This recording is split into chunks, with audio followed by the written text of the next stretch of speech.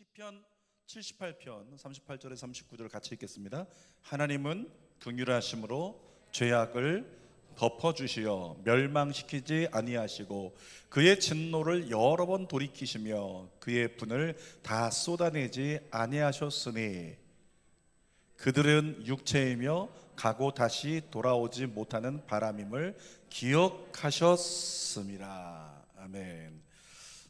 오늘 철야 예배 시편 78편 38절에 39절 말씀 가지고 바보 같은 사랑이라는 제목으로 말씀을 나눕니다.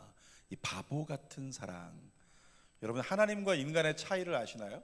새벽에도 했던 얘기인데 하나님과 인간의 차이가 하나님은 무한한 존재고 인간은 유한한 존재예요.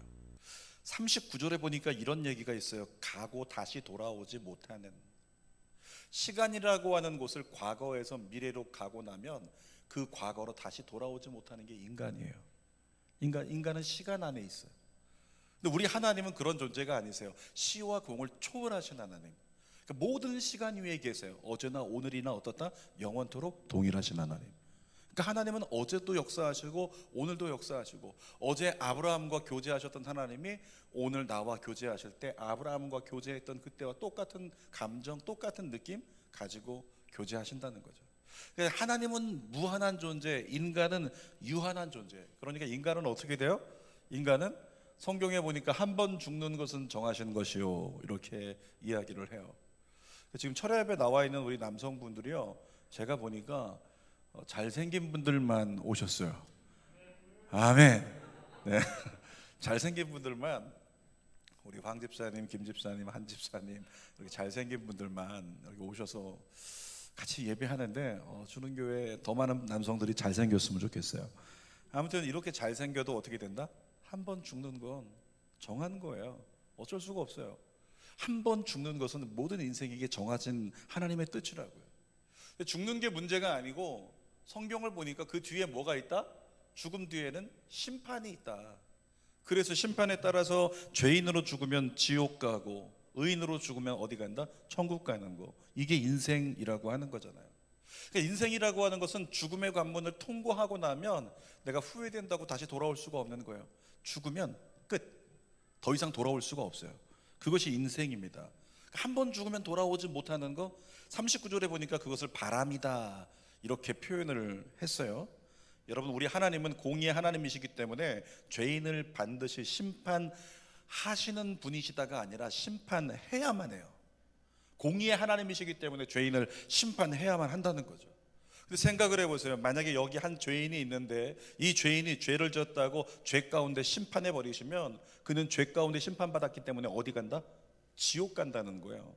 지옥에 가버리면 더 이상 돌아올 수가 없는 거예요. 여러분 비유 성경 말씀 아시죠?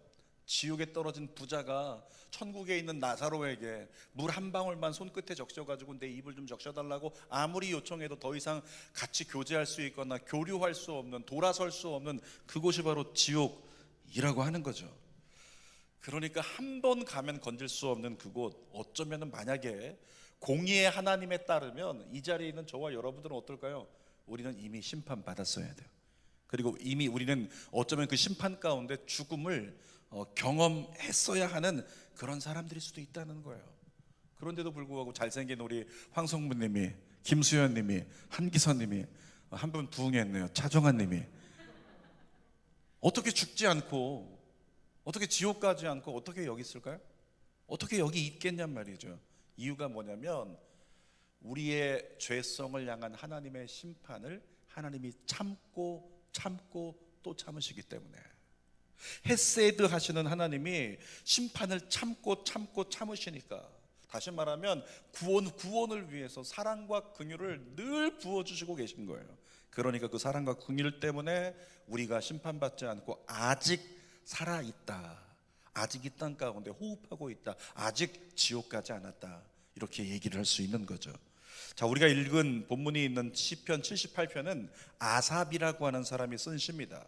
이 아삽이 어떤 내용을 썼냐면 그 앞절과 뒷절을 보면 광야에서 하나님께 범죄했던 이스라엘 백성들을 성토하는 거예요. 이스라엘 너희는 이랬잖아 그러면서 모든 죄악을 성토하면서, 그러다가 오늘 본문에 와가지고 그런데 하나님은 이러면서 얘기를 하고 있는 거예요. 자, 오늘 본문에서 아삽이 이야기하고자 하는, 아삽을 통해 주시는 하나님의 속성을 저희가 나누려고 합니다. 첫 번째로 우리 하나님 어떤 하나님이신가? 38절에 보니까 우리 하나님은 우리의 죄악을 덮어주시는 하나님.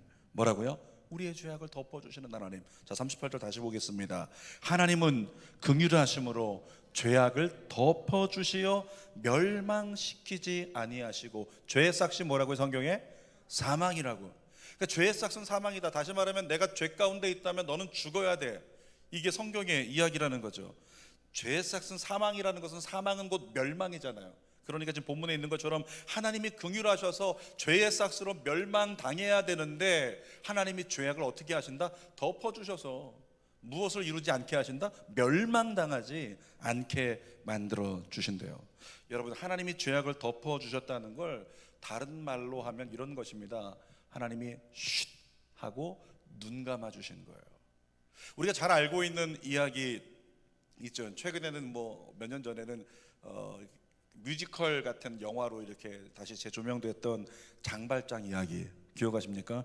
떠든 떠든 딴다다다단. 가사는 모르겠어요. 근데 그 주인공이었던 장발장 여러분 아시죠?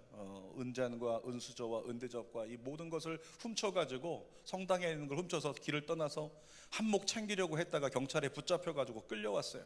경찰이 얘기합니다. 신부님, 이 도둑놈을 확인해 주십시오. 우리가 끌고 가겠습니다. 그랬을 때 신부님이 어떻게 하셨습니까? 신부님이 괜찮다고, 이거 내가 친구기 때문에 선물로 준 거라고 그렇게 이야기를 해요. 다시 말하면 그가 지은 죄를 신부님이 덮어주신 거죠. 덮어주시면서 눈 감아주신 거예요. 눈 감아주시면서, 아니 신부님 그게 아니고요, 쉿, 덮어주신 거예요. 이게 바로 하나님이 똑같이 우리를 향해서 그렇게 하고 계신 거라고. 여러분, 하나님이 방관하신 겁니까? 우리가 분명히 죄악인데 죄악을 덮어주신다? 인간의 속성은 어떤가요? 요즘에 예를 들어서 우리 가운데 만약에 기자가 있다면, 우리 김세은 기자라면 어떻게 돼요? 과거에 제가 기자를 만난 적이 있거든요. 근데 기자들의 속성은 뭐냐면 자기도 모르게 본능적으로 무언가 있을 거야, 있을 거야, 있을 거야 이러고 쳐다본다는 거예요. 있을 거야, 있을 거야 이러면서 자정한 한기선 나란히 앉아 있는 거 보니까 있을 거야, 이런 생각들. 이상한 얘기는 아니고, 그러니까 무언가 그런 눈을 가지고 계속적으로 무언가를 찾아내려고 그렇게 하는 속성이 기자의 속성 안에 있는데, 그 속성을 똑같이 가지고 있는 게 누구냐면 사단이에요. 똑같이 가지고 있는 게 하나님의 사자들이라는 거죠. 그런데 우리 하나님은 어떻다? 쉿! 조용히 해, 말하지 마. 그리고 덮어주신대요. 덮어주시고 눈 감아주신다는 거죠. 하나님이 방관하셔서 그런 거예요? 그냥 내버려둬도 돼. 하나님이 그렇게 방관하시기 때문에 그렇게 하는 게 아니라 뭐라고요?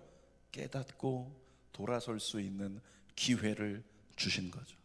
누구처럼? 장발장에게 기회를 베풀어 주었던 장발장이 변화될 거야, 깨달을 거야, 돌아설 거야, 회개할 거야, 그렇게 기대했던 신부님을 통한 하나님의 마음처럼 우리 하나님은 우리를 향하여 깨닫고 돌아설 기회를 주시기 위해서 아직 심판이 우리에게 미치지 않은 거잖아요.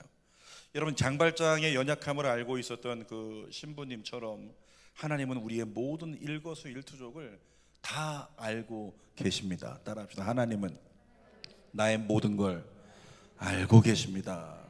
예전에 그런 얘기 들어보셨죠? 미국에서 어떤 사람이 모든 정치인들에게, 현직 정치인들이에요, 그들에게 전보를 다 보냈대요. 뭐라고 썼냐면, 당신이 한 모든 일이 드러났습니다, 빨리 피하십시오. 전보의 내용이 이랬었어요.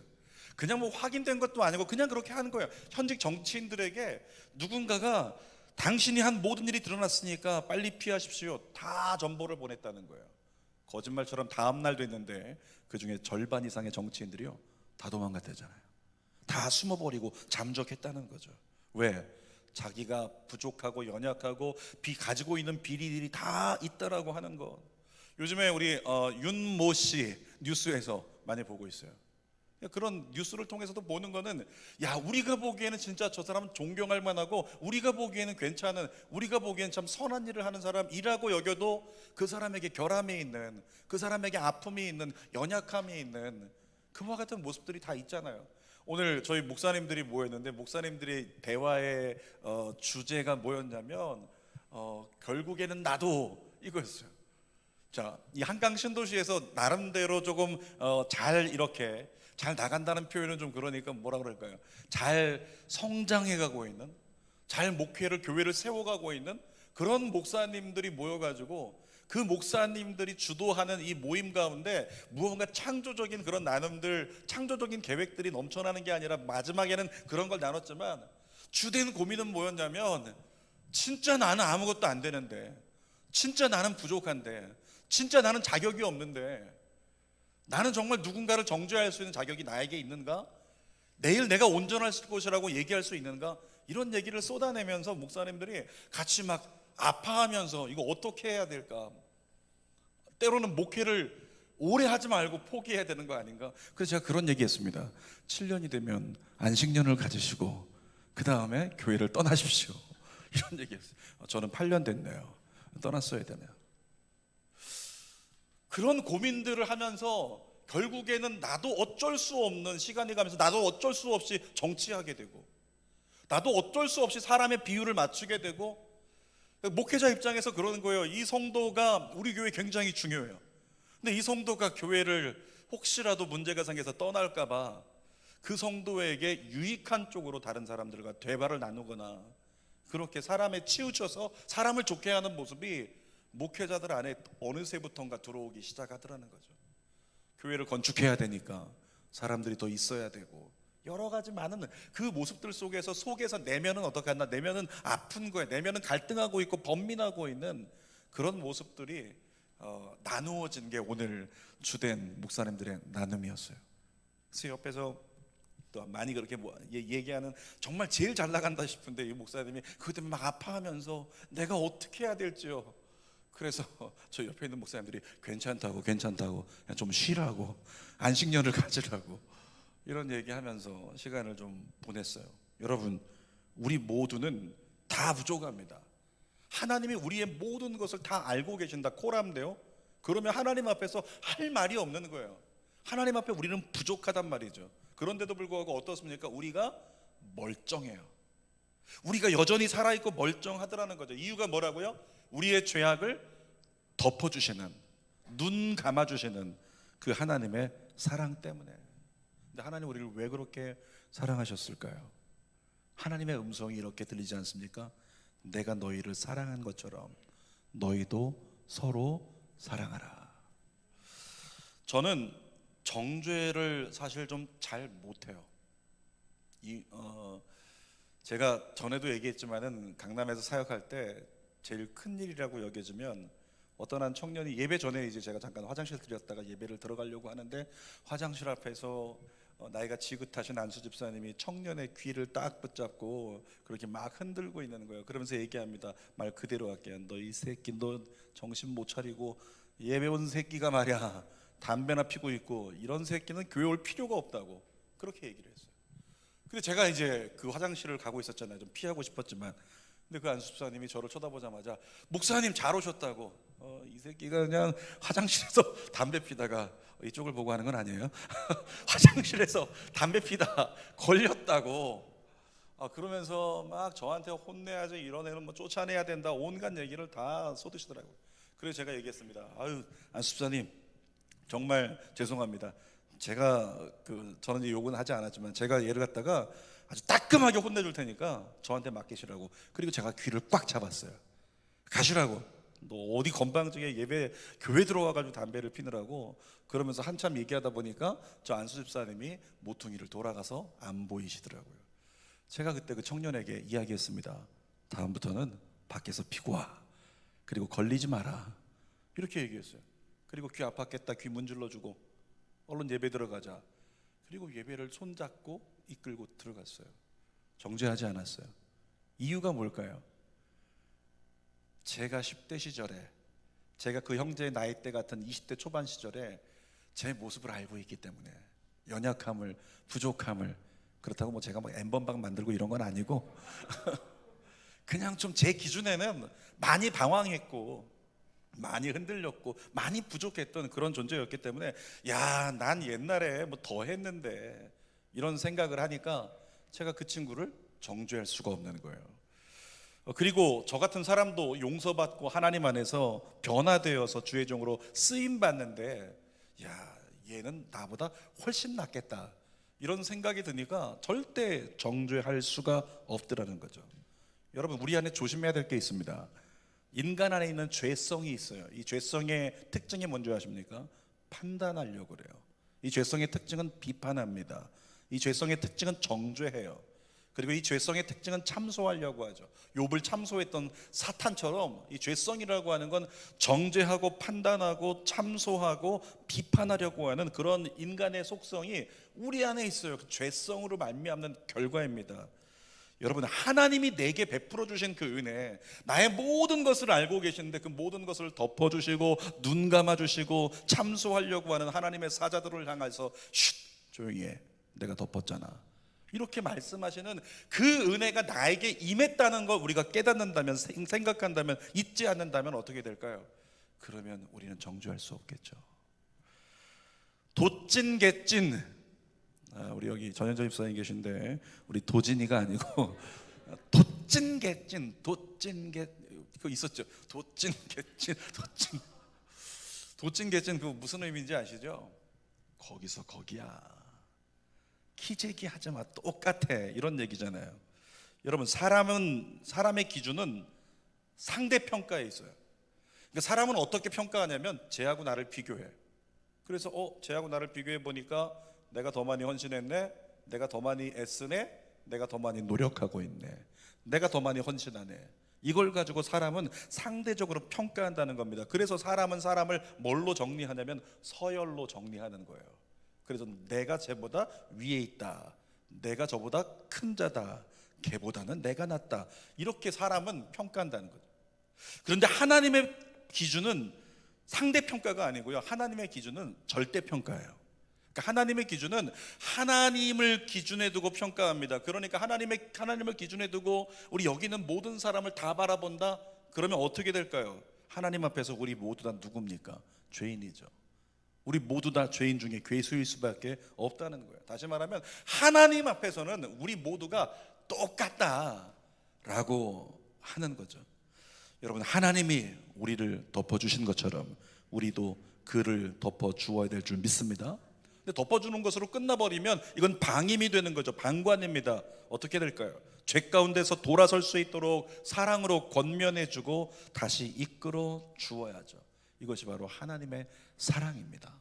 자, 두 번째로 우리 하나님 성경에 보니까 진노를 여러 번 돌이키신 하나님, 이렇게 써 있어요. 38절 중반절에요.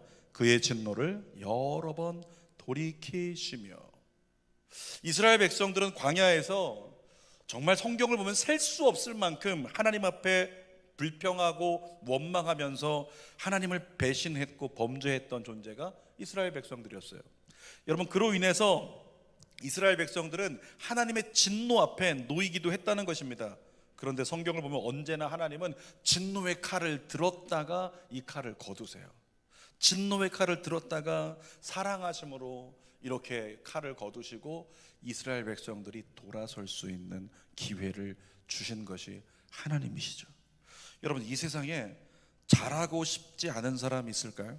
오늘 목사님들의 또 주된 요지 중에 한 가지가 잘하고 싶다, 진짜 뭔가 다른 목회하고 싶다, 정말 창조적인 일을 이루어가고 싶다, 그것이 이제 주요 요지 중에 또 한 가지였는데 모두 다 잘하고 싶잖아요. 여기 있는 우리 청년들도 그죠? 잘하고 싶잖아요. 잘하고 싶잖아요.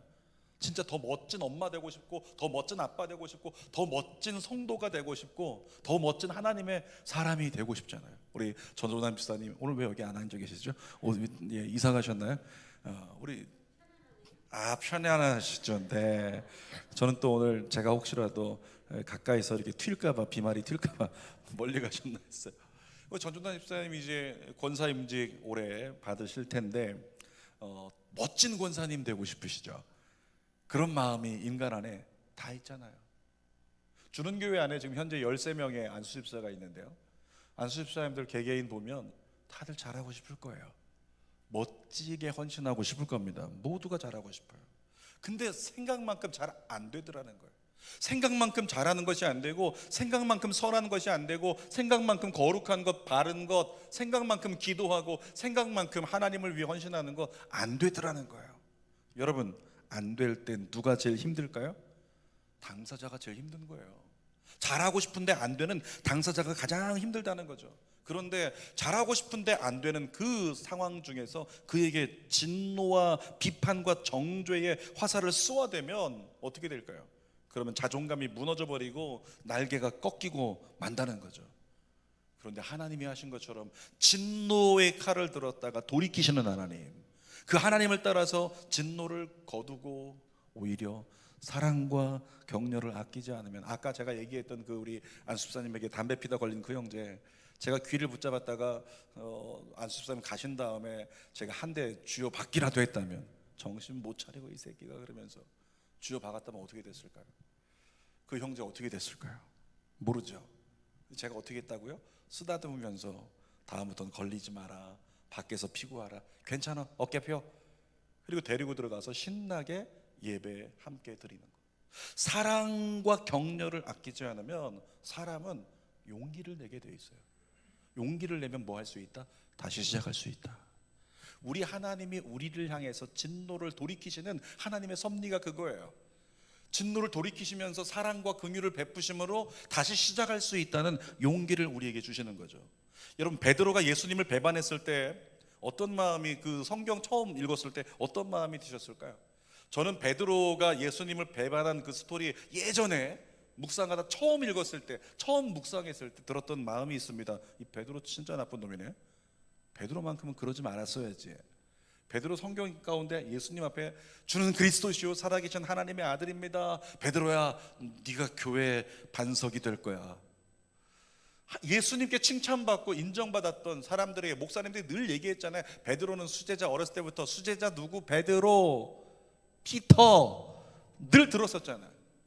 그랬는데 성경을 제대로 직접 묵상하다 보니까 베드로가 예수님을 3번이나 부인해 버렸네요. 베드로만큼은 그러지 말았어야지, 이런 생각할 수 있잖아요. 신앙생활하다 그런 생각 들지 않으시나요? 주는 교회에서 아무개 집사님만큼은 그러지 말았어야지, 저분은 그러지 말았어야지, 이런 생각 한 번쯤 들 때가 있잖아요. 동일한 마음 가질 때가 있다는 거죠. 여러분 기억하세요. 기대가 크면 실망도 큽니다. 그래서 사람을 너무 믿고 사람에게 너무 기대하지 마세요. 옆에 사람에게 인사하겠습니다. 기대하지 않습니다. 기대하지 않습니다. 기대하지 않습니다. 거기다 원래 수식어를 하나 더 붙이고 싶었어요. 기대하지 않습니다. 가짜는 거사. 사람은 사람에게 기대를 두면 안 돼요. 사람은 사람을 믿으면 안 된다고요. 왜냐하면 그러면 실망도 클 수 있기 때문에. 사람은 모두 다 흔들리고 넘어지게 마련이니까. 제가 오늘 나누는 목사님들, 우리 여기 목사님 사모님이 계신데 내 남편이 어디 가서 그런다고 생각해 보세요. 나 사역을 관둬야 될 것 같아. 주원이 때문에 계속하고 있지만 나 관둬야 될 것 같아. 주원이 먹여 살려야 돼서 지금 안 그만두고 있는 것뿐이야. 이렇게 얘기하고 있다고 생각해 봐요. 얼마나 안쓰러워요. 그런 거예요. 잘 나가는 교회 담임 목사님들이 모여서 이거는 진짜 내가 더 이상 사역을 할 수 있는 건가? 내가 나쁜 놈인데. 목사님들 너댓 명이 모여가지고 똑같이 내가 나쁜 놈인데 여기에 대해서 어떻게 반응을 해요? 맞아. 어떻게 생각하십니까? 맞아. 저도 그랬어요. 맞아. 내가 나쁜 놈이야. 여러분 빨리 교회 옮기세요. 좋은 교회로. 그런 고백을 할 수밖에 없는 연약한 존재들이라는 거예요. 저는 좀 약간 공감은 안 됐는데, 우리 목사님들이 예를 들어 문제가 생겨서 교회를 떠나시고 문제가 생겨서 이렇게 어려움을 당하고 있는 그런 분들을 향해서 정죄하고 비난하는 그것에 대해서 의아해하고 그것은 잘못된 것이다, 이런 이야기를 좀 하시는 분들이 계시더라고요. 저는 거기에 대해서도 아직까지는 약간 좀 보수적이어서 덕이 되어지지 않았기 때문에 그럴 수밖에 없다, 그건 당연한 거야, 이런 입장을 가지고 있지만, 그런데도 불구하고 그런 부분에서 뭘 느끼냐면, 나도 그렇게 될 수 있는데, 나도 흔들릴 수 있는데, 나도 똑같이 큰 교회가 되면 정치할 수 있는데, 이런 것에 대한 두려움과 염려가 주의 종들 안에 있더라는 거예요. 사랑하는 여러분, 사람은 모두 다 흔들립니다.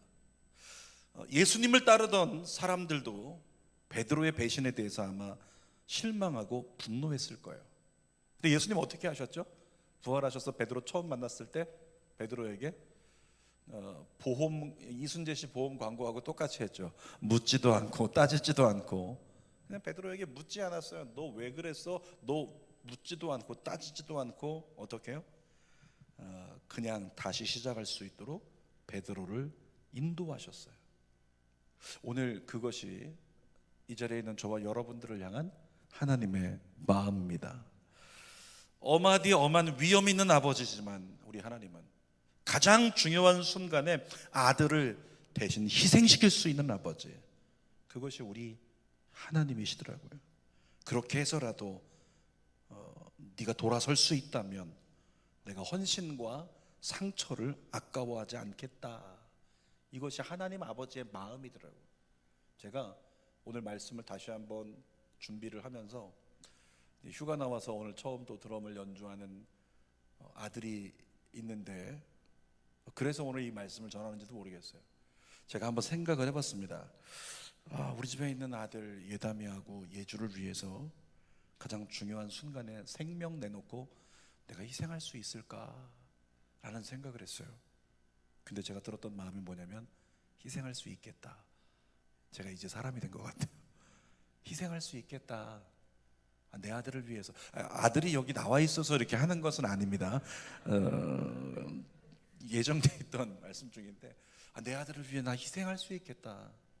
내 딸을 위해 나 희생할 수 있겠다. 그럴 것 같다는 마음이 들었어요. 그런데 그 마음이 제 안에 드는데 그 마음 때문에 제가 미소 짓고 있더라고요. 여러분, 우리를 향한 하나님이 널 살릴 수 있다면, 널 구원할 수 있다면 나 죽어도 좋아, 나 희생당해도 좋아. 이것이 우리 하나님의 여러분을 향한 하나님의 마음입니다. 그 하나님이 그렇게 미소 짓고 계신 거예요. 하루하루 일과를 마무리할 때요, 하나님 나라에서는 어떤 일이 벌어질까요? 하루가 다 끝났어요. 이제 우리 하루를 일생이라고 얘기하면 일생이 끝날 때, 우리의 일생이 끝나면 찬송 있잖아요. 천국을 향해서 심판대 앞으로 가는데, 그러면 하나님의 사자들이 다 서가지고 우리 그 신과 뭐죠? 영화? 신의 네? 신과 함께. 그래요. 그 외침을 위해서 네가 오늘 여기 앉아 있구나. 근데 저기 영화를 보면 거기서 죽어서 이제 막 이렇게 그 염라대왕 앞으로 가야 되는 그런 사람들이 그 옆에 보니까 변호사 같은 역할을 하는 사람도 있고 검사 역할을 하는 사람도 있잖아요. 어떻게 해요? 검사 역할을 하는 사람이 얘는 이런 죄를 졌고 저런 죄를 졌고 다. 여러분, 우리가 천국 가면 하나님 나라에서 하나님의 사자가 그렇게 읊는다는 거죠. 지금 수연이는 지금 어디 갔다 왔고 뭐 이런 거 들어오세요. 괜찮아요. 그런 걸 다 읊어가지고 너는 이게 잘못되고 저게 잘못되고 일거수일투족을 다 하나님께 고하면서 심판을 촉구하는 하나님의 사자의 음성이 울려 퍼진다는 거예요. 그러면 우리 하나님 그때 뭐 하실까요?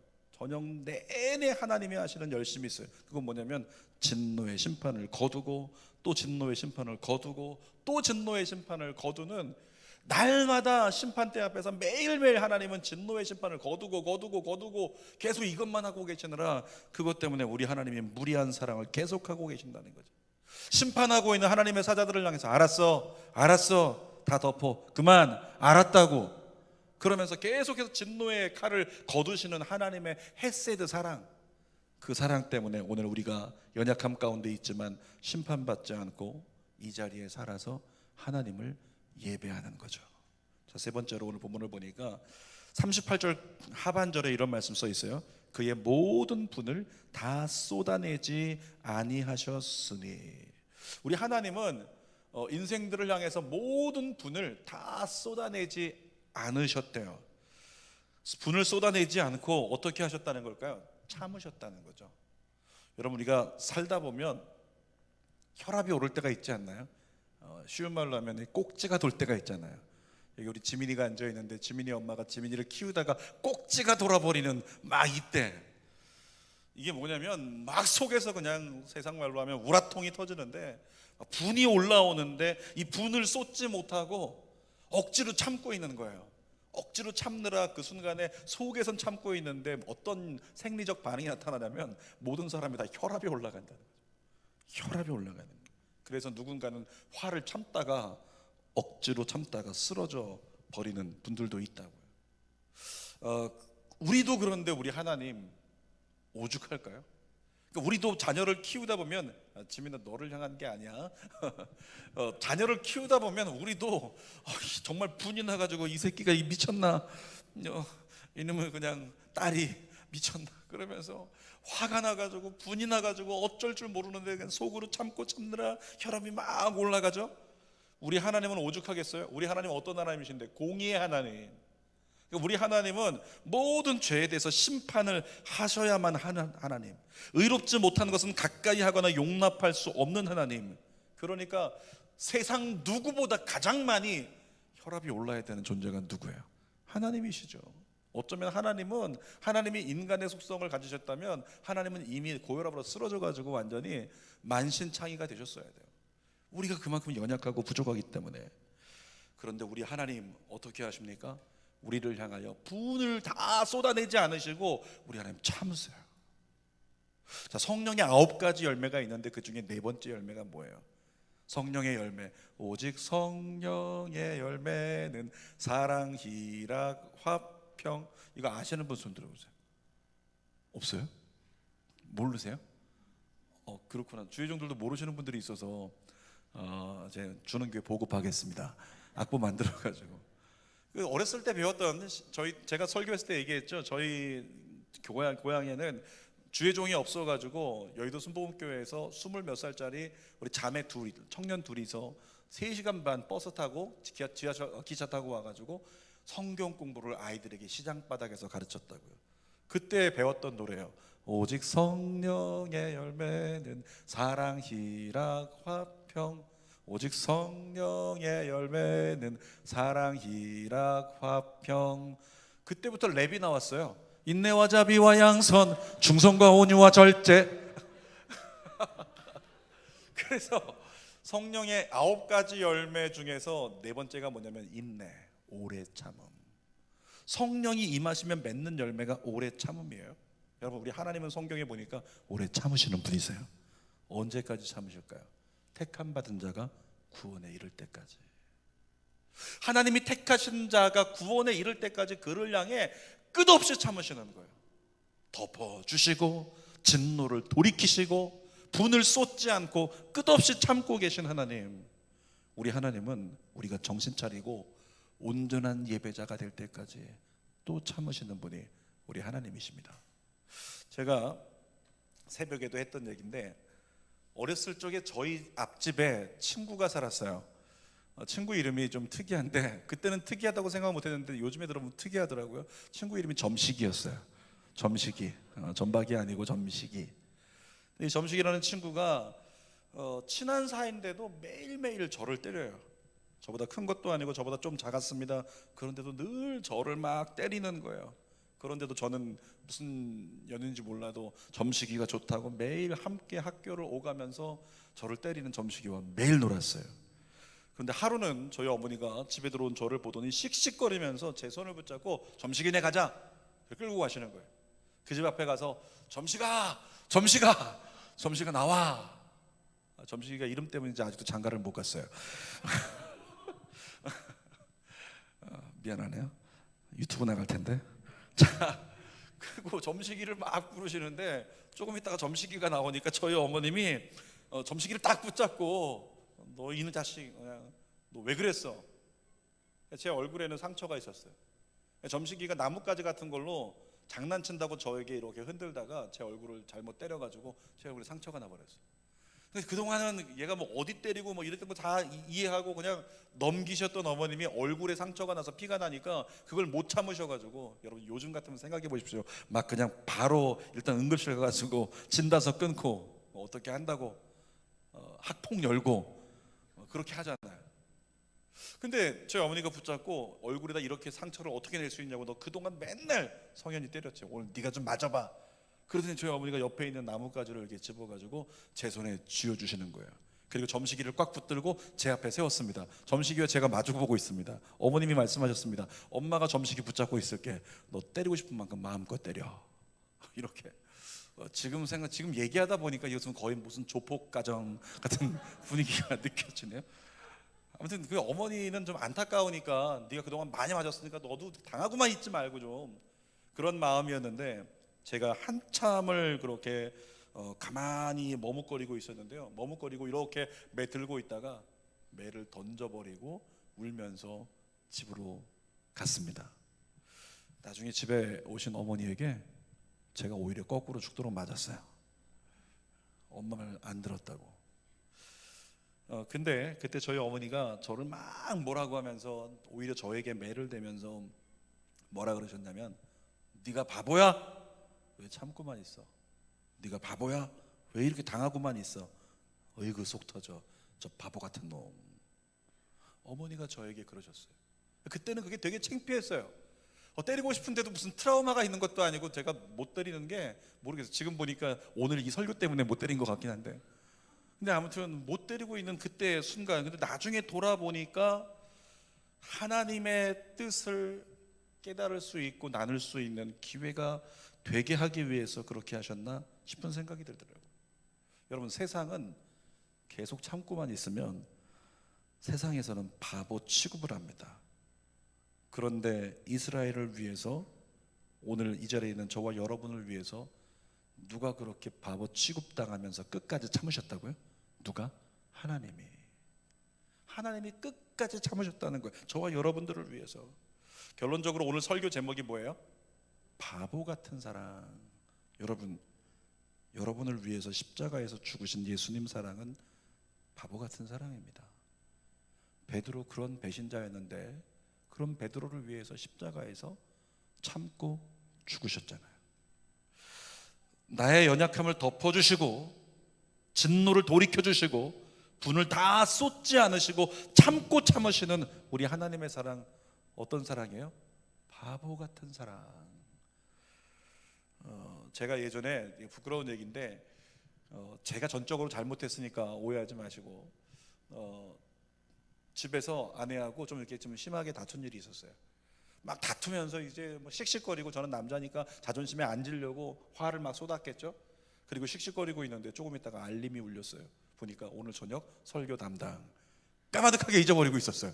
지금 막 씩씩거리고 있었는데 3시간 뒤면 설교를 해야 돼요. 설교 준비도 안 됐고, 그래서 고민하다가 빨리 이제 안 되겠으니까 옷 준비해서 갈아입고 그리고 교회를 갑니다.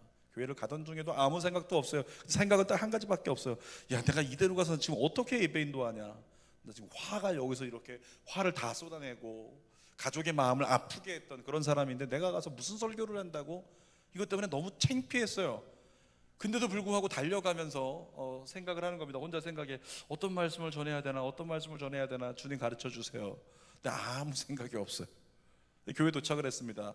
이제 예배 들어갈 시간이 거의 한 15분 정도 남은 것 같아요. 근데 이전에 펼쳤던 설교의 어떤 묵상의 내용들, 그동안 이 말씀을 나눴으면 좋겠다고 기록해놨던 것들을 아무리 봐도 모르겠는 거예요. 안 되겠어가지고 엘리베이터 타고 성전에 올라가면서 주여 하면서, 이런 거 하지 마세요. 주여 하면서 성경을 갖다가 주여 짠 하고 폈어요. 그러니까 제가 쓰던 성경이 열린 노트 성경이었기 때문에 거기는 밑줄이 쳐 있고 거기 묵상한 것들 이게 기록이 돼 있단 말이에요. 그 중에 어떤 한 말씀이 저에게 예전에 묵상했던 말씀 한 가지가 있어서 그 말씀 붙잡고 그냥 하나님께 맡기고 올라가서 설교했어요. 원고 없이 35분을 설교를 했죠. 그렇게 하고 나서 이제 예배 때 기도 시간에 주여 부끄럽습니다. 주여 빨리 집에 가고 싶습니다. 그리고 막 기도하고 있었어요. 예배 끝났습니다. 갑자기 어떤 권사님이 쫓아오더니 목사님 잠깐만 계시라고. 그러더니 마트 가가지고 비타 500인가 바카스인가 한 박스 사가지고 와서 목사님 오늘 말씀 정말 은혜 받았습니다. 이렇게 저에게 바카스를 주세요. 그리고 지금도 있지 않습니다. 어떤 두 자매가 남아가지고 목사님 오늘 말씀이 저에게 하신 말씀이에요. 그러면서 좋아가지고 식사 대접하고 싶다고 나중에. 그러면서 한참 상담을 하고 기도해주고 나오는 거예요. 여러분, 다른 때는 그런 반응이 없었거든요. 제가 설교 준비를 10시간 하고 예배 인도했을 때 그런 반응이 없었거든요. 근데 그날은 완전히 어떻게 했다? 부부싸움을 하고 아내 마음을 아프게 하고 박박 긁어놓고 나는 화를 막 쏟다가 그리고 성전에 달려갔는데, 그러니까 설교할 준비가 안 된 목사인데 오히려 성도들은 더 은혜를 받더라. 이게 뭐지? 제가 너무나 부끄러워가지고 그때 심정 그대로 하면요, 저를 좀 정신 이상자로 보지 마시고 강변북로를 타고서 이제 마포에 있는 저희 집으로 달려가는 건데, 달려갈 때요 강변을 쳐다보면서 지금 이 핸들이 꺾여가지고 차가 강 아래로 떨어졌으면 좋겠다. 나 정말 창피하다.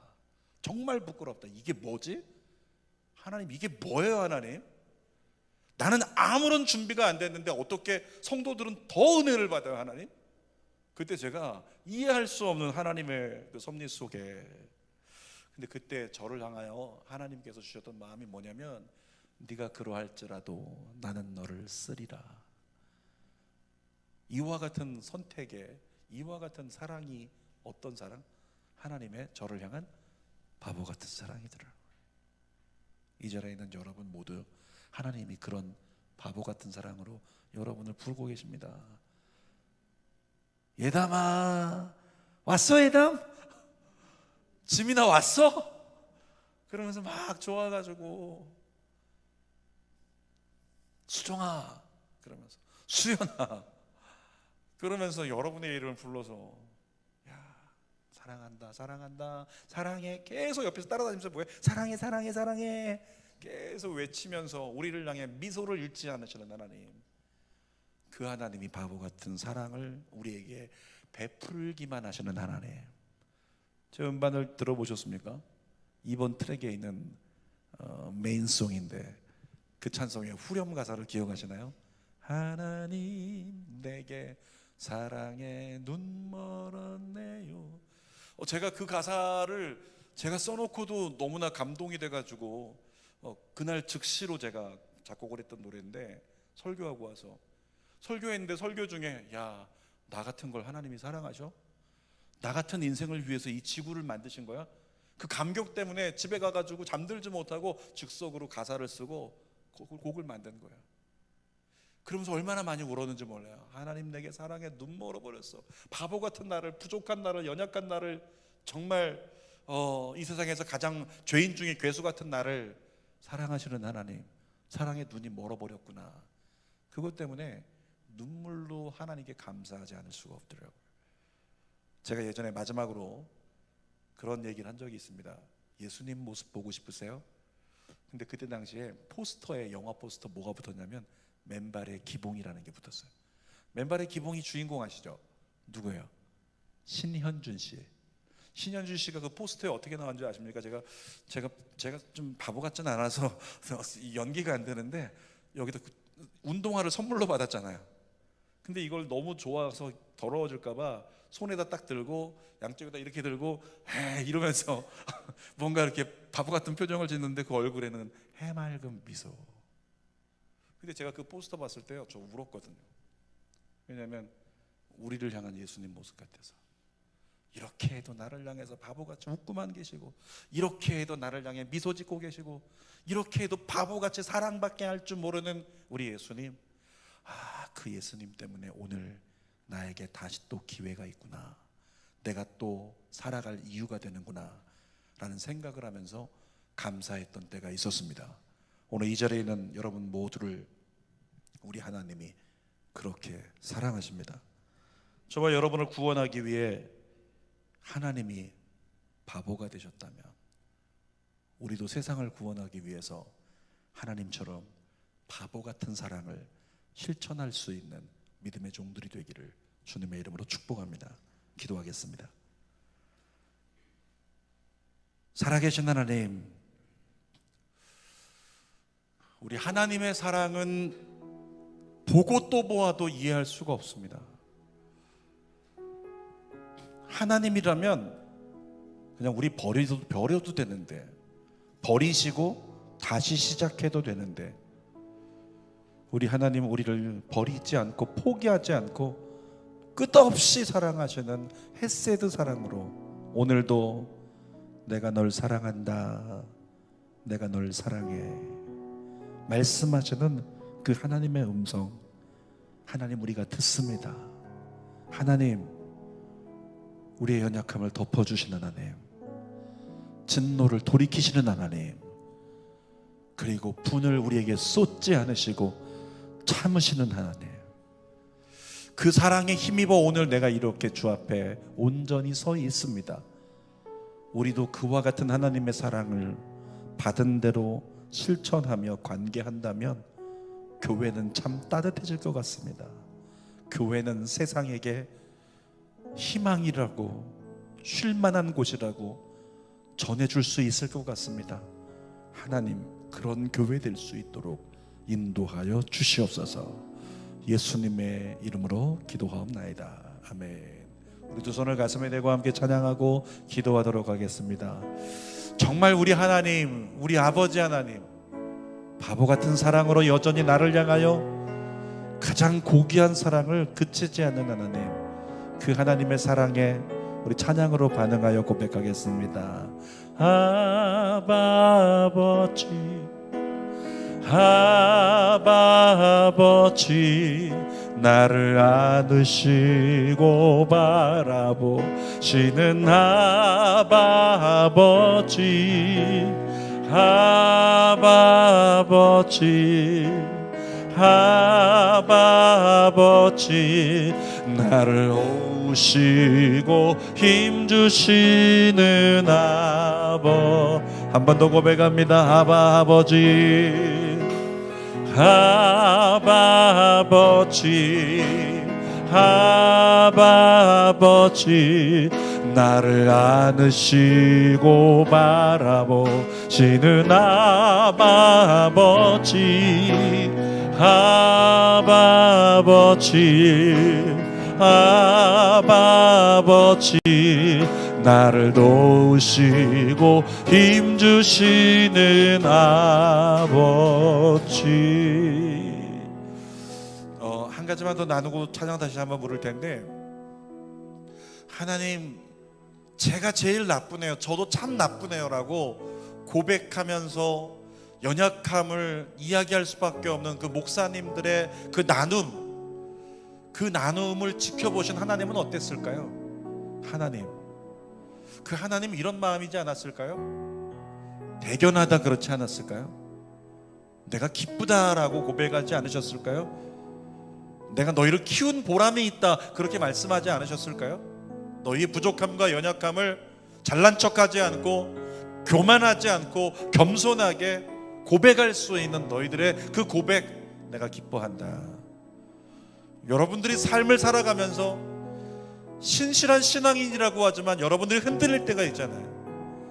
내가 찬양 인도자고 내가 주의 종이고 내가 리더인데 이만큼 해야 되는데 그렇게 하지 못할 때 내 마음 가운데 찾아드는 그 불편한 감정 있잖아요. 아, 나 목사인데, 나 찬양 인도자인데, 아, 나 사모인데, 나 리더인데, 안수집사인데, 나 집사인데, 나 교사인데, 그런데 난 이거밖에? 불편한 감정이 들어올 때가 있잖아요. 그 불편한 감정 때문에 내 마음 가운데 어쩔 줄 몰라서 하나님 앞에 쭈뼛쭈뼛하고 있을 때, 그 순간에 우리 하나님 때로는 이렇게 말씀하신다고요. 네가 그것을 느끼는 것만으로도 난 참 네가 대견해, 나의 은혜를 너에게 부어주리라. 그것이 우리를 향한 하나님의 마음이라는 거예요. 여러분, 우리는 상대적으로 안 됐다, 모자라다, 부족하다라는 것 때문에 스스로를 깎아내리려고 하고 스스로를 정죄하려고 할 때, 스스로 자기 자신을 판단하려고 할 때, 우리 하나님은 오히려 너 자각할 수 있니? 그럼 괜찮아, 내가 널 도와줄게, 다시 시작하자. 이것이 우리 하나님의 마음이라는 거죠. 그래서 우리에게는 오늘이 중요한 거예요. 지금 이 순간에 하나님이 괜찮아, 내가 너를 다시 잡아줄게, 다시 세워줄게, 그와 같은 마음으로 우리에게 손 내미시니까 우리 그 하나님 생각하면서 이 아바 아버지, 나를 이끄시고 나를 붙드시고 나를 도우시는 우리 하나님이 여러분에게 막 완벽한 걸 요구하지 않고 손잡아서 천천히 하나님 앞으로 인도해 주실 거예요. 그 하나님께 마음 열어놓고 다시 한번 찬양 부르며 하나님 품에 안겨봅시다.